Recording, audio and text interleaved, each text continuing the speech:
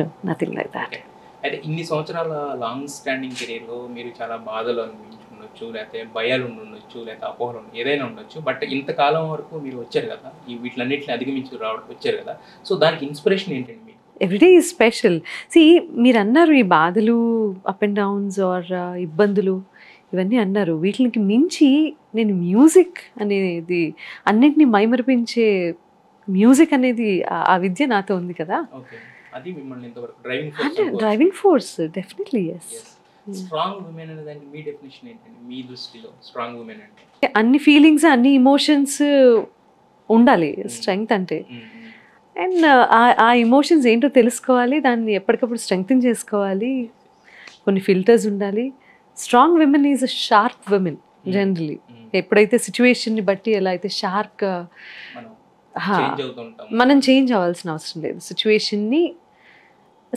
సిచ్యువేషన్కి తగ్గట్టుగా మన డెసిషన్స్ ప్రతిదీ మార్చుకుంటూ. And I don't know specification నేనైతే చెప్పలేను, నాకు తెలియదు. అయితే మనం జనరల్గా మనం వింటూ ఉంటాం సంగీతానికి రాళ్ళు కూడా కరుగుతాయి అని చెప్పేసి. సంగీతానికి రాళ్ళు కరిగేది ఒకప్పుడు అండి, ఇప్పుడు కాదు. ఇప్పుడు ఒక చిన్న ఇది కూడా మారదంట. నో, ఒకప్పుడు ఏంటంటే అంత సాధన ఉండేది, అంత తపశ్శక్తి ఉండేది.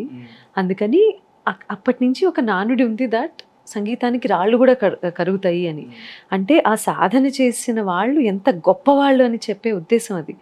జస్ట్ లైక్ దట్ వెళ్ళి పాడేస్తే ఒక రాయి ఎదుర్కొంటే ఈ టేబుల్ కదలమన్నా కదలదు, ఎందుకు కదులుతుంది? సో మీరు ఎక్కువగా బాధపడినప్పుడు, లేదు మన లైఫ్ ఇంకా ఉంది చాలా అని చెప్పి వెన్ను తట్టి ఇన్స్పిరేషన్ ఇచ్చే సాంగ్స్ కానీ, లేదంటే ఆనందంగా ఉన్నప్పుడు కానీ? మీరు అంటే సింగర్ని కాబట్టి నేను ప్రతి సిచ్యువేషన్ని ఒక పాటకి అన్వయించి, లేకపోతే ఒక పాట పాడుకొని, ఒక పాట విని, no, it's not like that.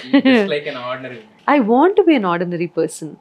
Music is అంటే ప్రతి ఇన్సిడెంట్ని ఎన్హాన్స్ చేస్తూ ఆర్ ఎలివేట్ చేస్తూ నేను ఎలా ఆలోచించాలి, లేకపోతే ఎలా, నాకు ఒక క్లారిటీ ఆఫ్ థాట్ ఉండేది మాత్రం మ్యూజిక్తో.